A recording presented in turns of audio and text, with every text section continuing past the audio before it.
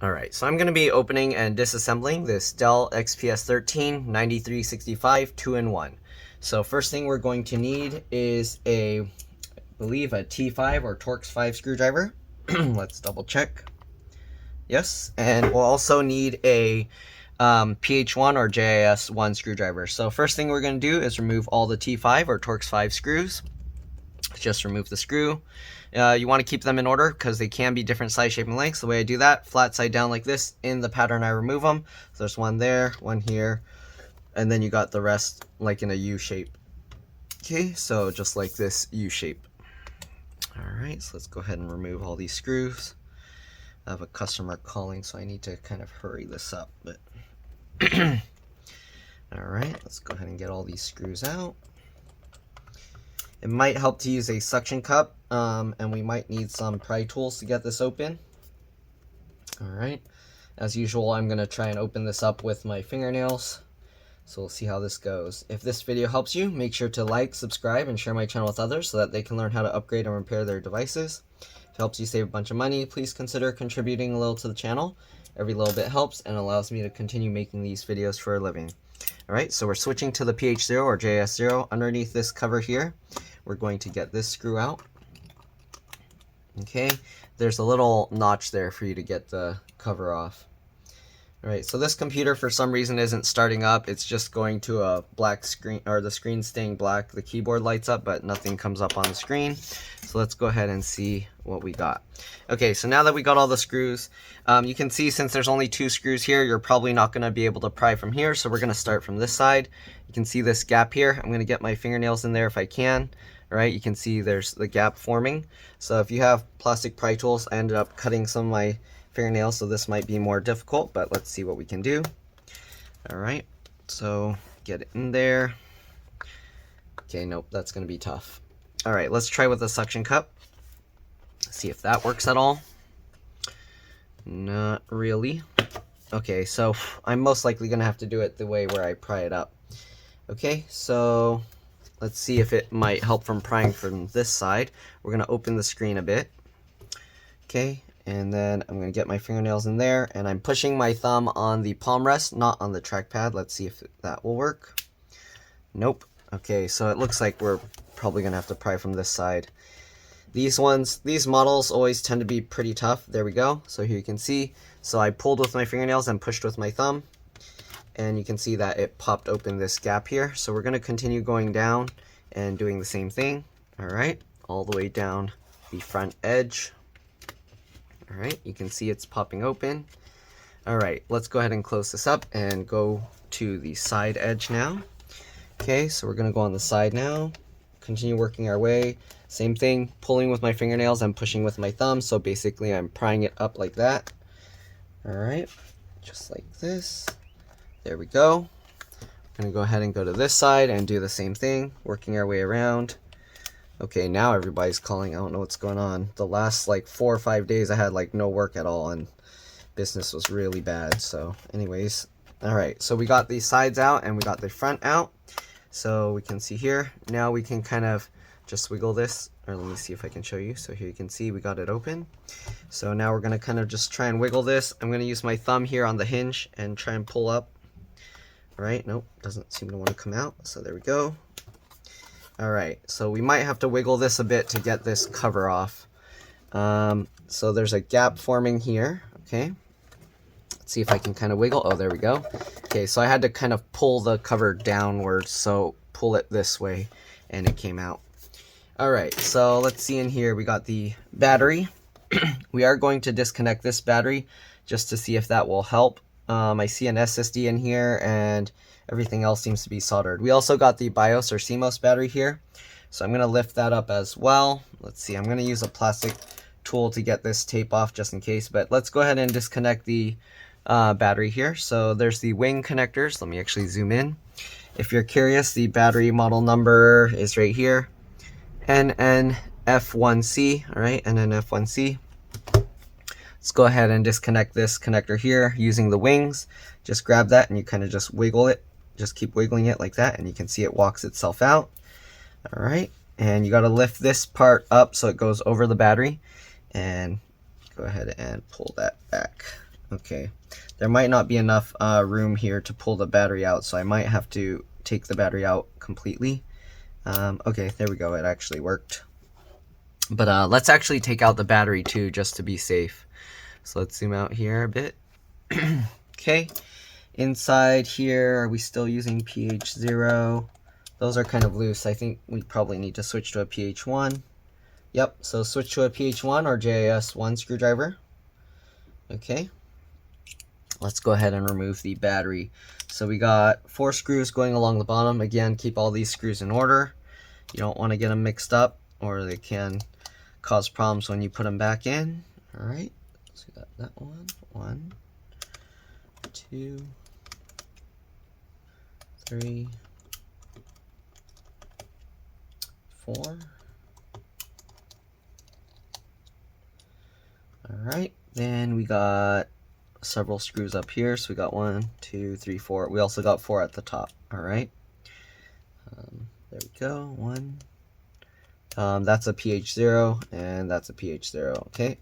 So they actually use 2 different types of screwdrivers for this. Kind of annoying, but let's go ahead and switch back to the pH 0 or JIS 0 and remove these middle screws. Okay, you don't want to use a pH 0 or JIS 0 screwdriver to remove all the screws, because you can strip out the top and then you're not going to be able to get them out at all. Alright, so there we go. Got all the battery screws out. We should be able to lift the battery up. You can lift from the back here and just pull it up just like that. There you go. Battery removed. Okay, so now let's go ahead and clean this stuff off. Okay, just like that. Alright, so you can see the fingerprint connector here. These have these flip latches. I'm not going to take all these out, but you got the LEDs for the front for the battery connection and power. Touchpad connector here. Keyboard backlight. Keyboard connector. Again, we have the CMOS, BIOS, RTC, real-time clock battery, whatever you want to call it. Everyone uses different names now. I don't know why they use so many different names for it, but let's go ahead and get that out. So we're going to peel up this tape here. Okay, all right, now that we got that tape out of the way, let's go ahead and disconnect that connector. Let me zoom in here. Again, it just has these little wings here. I just use my fingernail at the wings, and I kind of just wiggle the connector, and eventually it should pop out. Oops, there we go. And then let's go ahead and actually open up this. You want to slowly, carefully open it up, because now there's one less connector on each hinge. And then we're going to press and hold the power button on the side here. All right, you want to hold that for about 15 seconds to drain any residual power. This will make it a lot safer to work on and reduce the risk of damaging any expensive components while doing this. All right, hold it for a few more seconds. All right, there we go. Let's close this up. I'm going to short the 2 pins on this CMOS or BIOS connector. Because it's having issues booting. Sometimes doing that will reset the BIOS and will fix the boot issues. So I'm just using a piece of metal here in between the 2 pins and shorting that out. All right, I'm gonna hold that for a few seconds. Should be good now. If we're lucky, the computer will turn on properly after that. Anyways, you got the speaker connector here. Okay.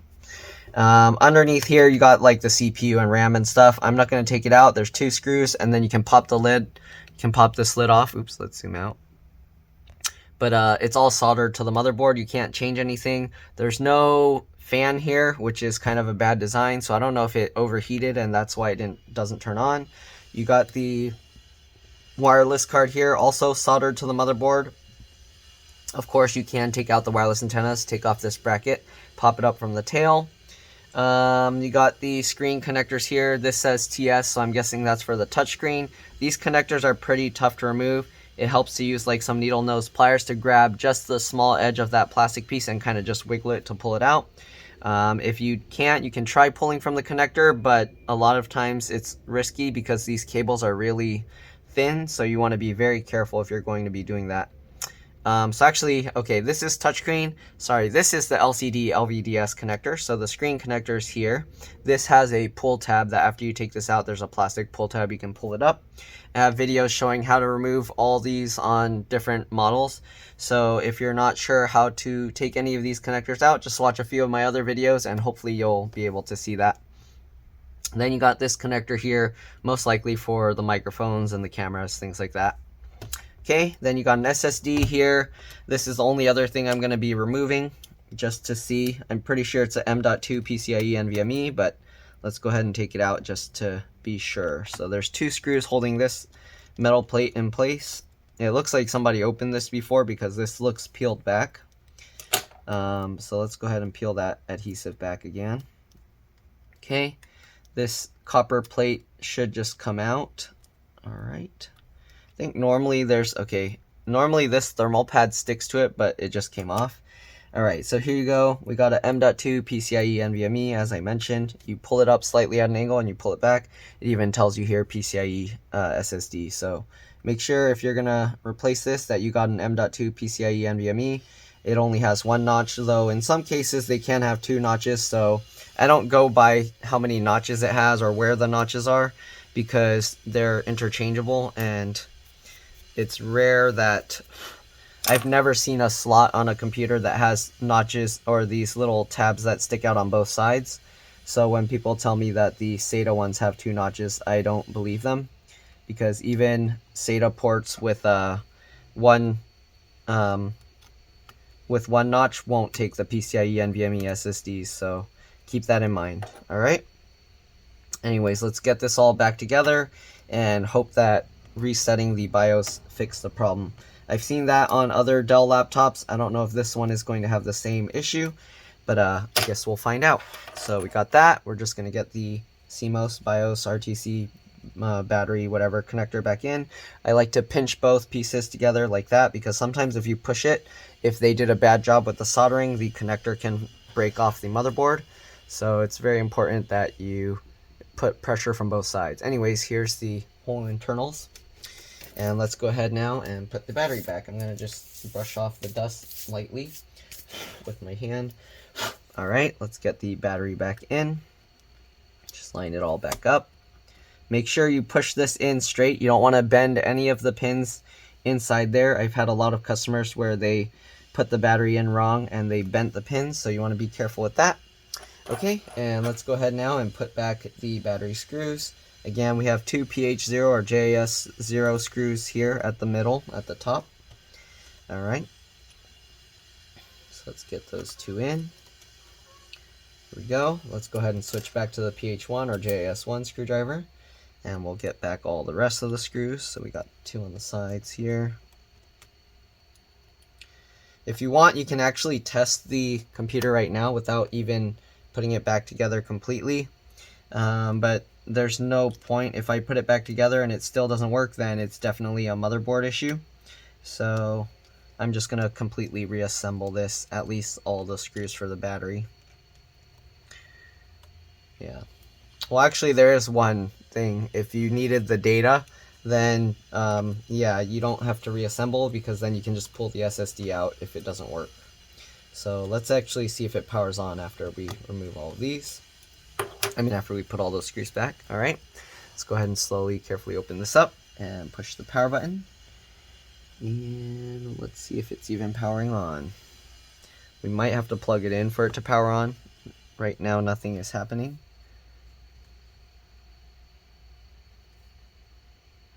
Yeah, oh, okay, I see the keyboard lighting up. I don't know if you can see that in camera. The keyboard is lighting up, but let's see if anything comes on the screen.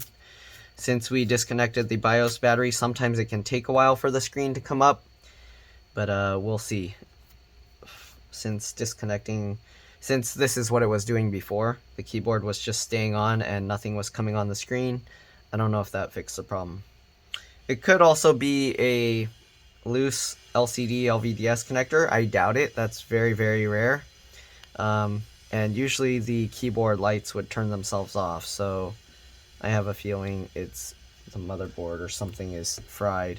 So nothing is coming on. The keyboard just turned itself off, so let's see if it power cycles itself back on. pushing the buttons, nothing's happening. Okay, the keyboard did power itself back on. It's lit up again, so that might mean it's starting up, but I don't see anything on the screen still, so I have a feeling it's completely dead. Oh, wait. Did I just see the screen light a little? No? Yes? No? Okay, I guess not.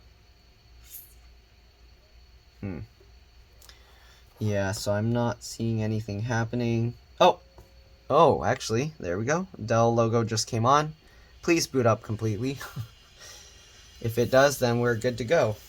So we're gonna wait for this, see if it's gonna turn itself on completely. Keyboard light keeps power cycling itself on and off. I'm gonna just brush the dust off the bottom cover into the trash can. Yeah, the screen is lighting up, so we might be good. Alright, come on, show the spinning Windows loading thing. Come on, why isn't it loading?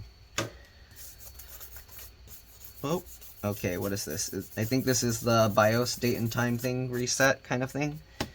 Yeah, so it's saying the time of day is not set properly. So I'm going to have to set that up. I think it's December 12th, right? Or sorry, December 10th right now. So invalid configuration. Okay, so what we're going to do, we're going to go to the BIOS setup. Touchscreen is working. So that's good. Okay, let me double check what time it is. 11. It's exactly 11, December 10th. Okay. Alright, so it should be going to the date and time thing. So we're going to put 11:01 since it's taking so long to start up. Wow, this thing is slow. How is this an Intel i7? There's no fan. That doesn't make sense. Okay, anyways. System information, battery, date and time. Here we go. Alright, so we're going to set the time to 11. Go. Come on. Okay, 11:01. If I can tap it, I guess I'll use the mouse. 11:01 a.m. Okay, and the date is December 10th.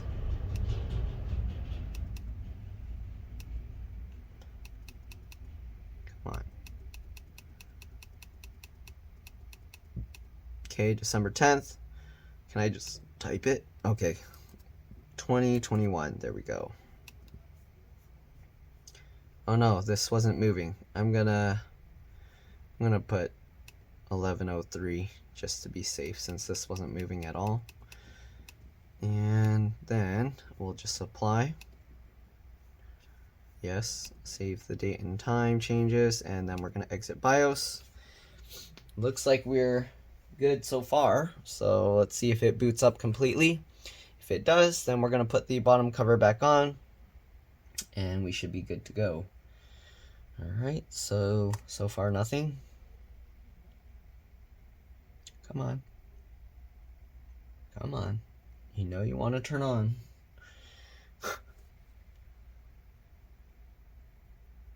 There we go. So I don't know whose bright idea was it to put an Intel Core i7 processor with no fans. That's kind of a... I don't think that design is very good. It's not going to act as an actual i7. It's going to be thermal throttled the entire time, but...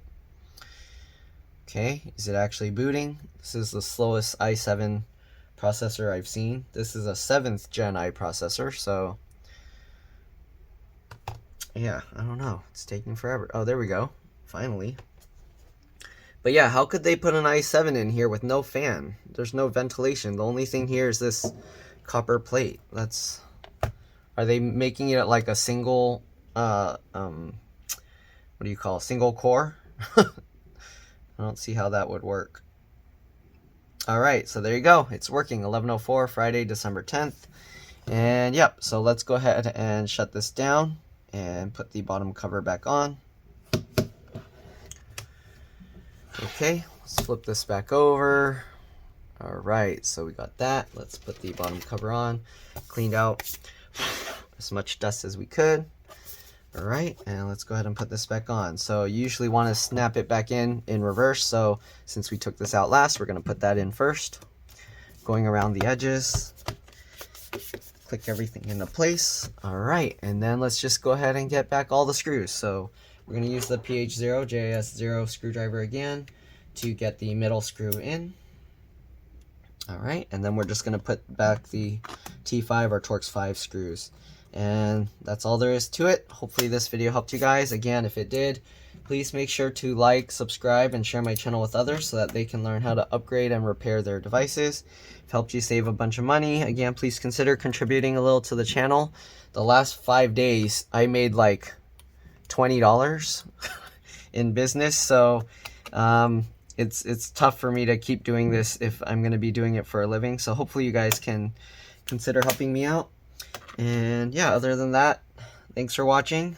You're welcome to stay as I put back the rest of the screws. But, that's all there is to it. All right, let's get these last few screws in.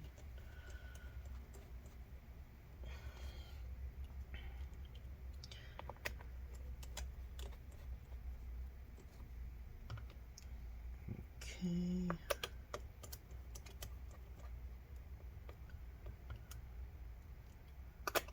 Last two.